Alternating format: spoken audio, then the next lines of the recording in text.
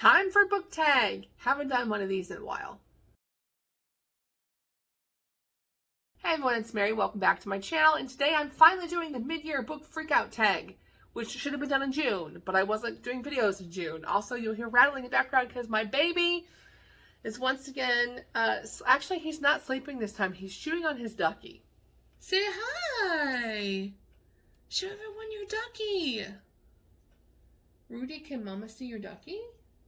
No? Okay, never mind. All right, so let's jump on into the tag. First question is, best book you've read this year. Best book by far is Waking Olivia by Elizabeth O'Rourke. That book was talked about quite a bit on BookTube last year, but I never read it, and I decided to pick it up in January. Absolutely loved it. I'm usually a little bit funny about anything that's slightly taboo, like teacher-student, coach-athlete, any major age gaps. Like, I'm kind of funny about all of that.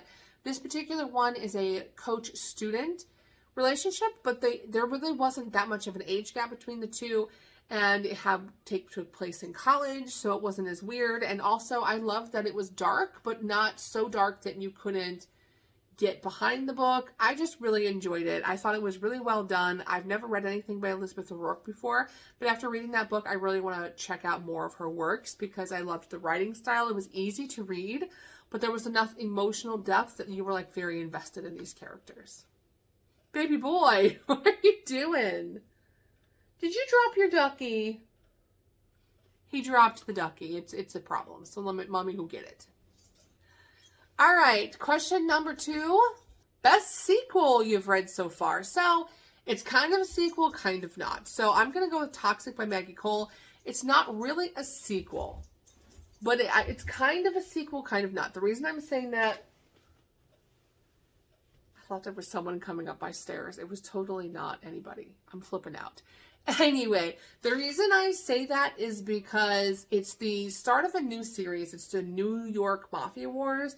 And the regular Mafia Wars series ended in January when Relentless Hunter came out. But the reason I consider it kind of a sequel is because it's ongoing from the last book of Mafia Wars. So in Mafia Wars, you got a little bit of the story of Sean and Bridget and what happened to Sean. But at the beginning of Toxic, you get Bridget's version of the story. So it's kind of taking the loose-ended questions that you had at the end of the Mafia Wars series and then answering some of them in this first book, as well as kicking off a new series. So it's kind of a sequel, but kind of not a sequel. It's more of a spin-off. So I'm kind of giving liberty to that book a little bit, but I loved it and I thought it was great. Number 3, a new release you haven't read yet but want to, and that is Darius by J.R. Ward. I have really dying to read this book. The problem is it's like an Audible exclusive. My library has a copy of it, but it's supposed to be like a 36-week waiting list. There's like 36 people ahead of me, or I don't know. It's going to be months before I get to this book in the library. And I don't really like buying audiobooks. I like getting them off the library because it's like $17 for this audiobook. I really wish she would release it in print, but she's not releasing it in print. So I will happily wait for my turn at the library. Hopefully it goes a lot faster than what, Libby was telling me.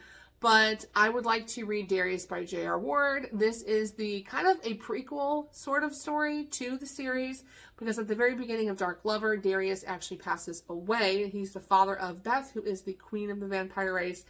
And so you get to kind of get his story, and I think it's going to be a tearjerker for sure, and I really want to read it. But am I willing to pay $17 for an audiobook? No. So I'm just going to try to wait it out and hope that maybe she takes pity on all of us and releases it in ebook form. Don't know. We'll find out. Number 4, most anticipated release for the second half of the year, anything by Cora Riley. Y'all know she's my favorite. Look, I know she had controversy this year. She's still my favorite. And I'm looking forward to seeing what she releases. I don't know whether she's going to go with A Touch of Fate, which is the book about Emma and Samuel that got so much heat because of the disability representation and how it wasn't done well.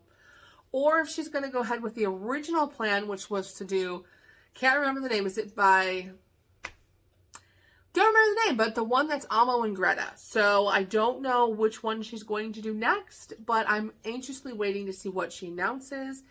And I'm also secretly hoping for a Kimura anthology this year because she did a Born in Blood one. But she's had a busy year and a lot going on, so we will see what she decides to do. Number 5 is the biggest disappointment. I have to say it's the Family series by Katrina Jackson. I've heard this series talked about by several people, and I really enjoyed the first novella, but I really feel like this series was so too much sex for me. I was like really reading porn is what it felt like. It was very much on the erotic side. A lot of the plot was sex. I love that there was like interracial relationships and different cultures represented in this book. But you know me, I'm a little bit funny about the sex scenes in the books. And this for me was just out of my comfort zone. I was disappointed because I really liked the stories and I really liked the characters, but I just couldn't get past all the banging every 2 pages. So I was a little disappointed with it. Still enjoyed the stories, but not as much as I would if it wasn't for all the bumping and grinding going on. Number 6 is the biggest surprise. Definitely Mafia Mistress and the sequel to that by, is it Mila Finelli?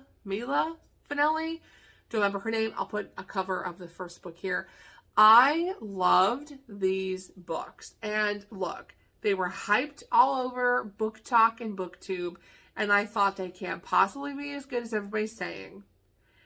But I was very pleasantly surprised that I really enjoyed these two. Like, they go down as a couple of my top favorite reads this year so far. And I was super surprised. Didn't expect to love them as much as I did. I'm really excited to see what else this author releases. Number 7 is your favorite new author to you or a debut author. I don't really have a debut author, I don't think. I really enjoyed Aria Ray. She was another Mafia read that I was pleasantly surprised by. She had another duet that I read. It was the Heir for the Bratva King, wasn't it?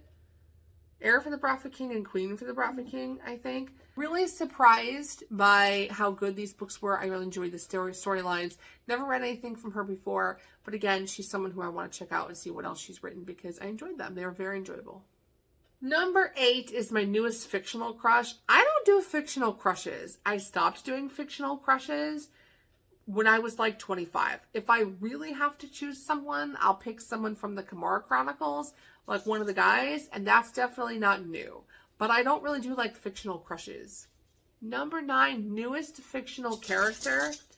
I have to go with probably Santino from By Virtue I Fall.